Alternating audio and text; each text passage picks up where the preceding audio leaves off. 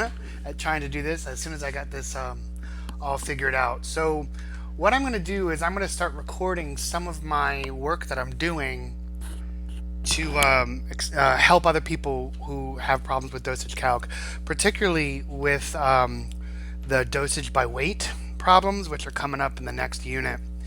So we're going to start with something super simple at first. I'm going to explain some of the ground rules for conversions to try to save you a little bit of time. So let's say, for example, that we have a drug that is going to be administered at 5 milligrams per kilogram for a patient who weighs 12, let's see, my little patient dude, 12 pounds, 4 ounces. And it's going to be administered over a 24-hour period. It's going to be administered twice a day. So let's see, that's Q, I guess, is every 12 hours. Okay? So there's a couple of things that we can take for granted in this problem.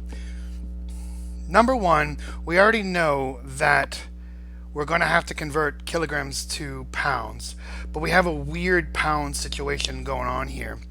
In order to find out convert this into a decimal, you just take the 4 ounces or whatever ounces that there is, divide it by 16 and add it back to 12. 4 divided by 16 is really equal to 1/4, so that's 12.25 pounds. We also know that 1 kilogram is equal to 2.2 pounds.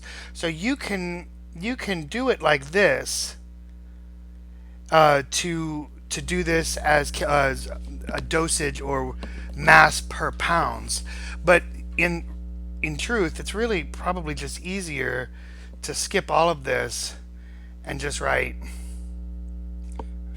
behaves 2.2 pounds, because you know that the drug is giving you the dosage per weight in kilograms, but the patient's weight is in pounds. It's a whole lot easier just to get the patient's weight in kilograms to begin with, but whatever.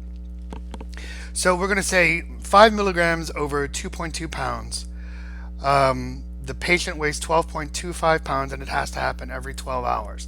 So the way to set this up is we say 5 milligrams over 2.2 pounds, right?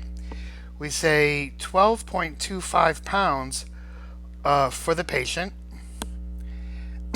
All of this happens over a 24-hour period, but it happens how often does it happen? Every 12 hours. So we put the 12 hours up here. You can even write, I guess you can write dose, but that might be a little confusing. So from here, you can cross out the hours. In this little sub-equation up here, you can cross out the pounds, and you'll get milligrams per dose. All right?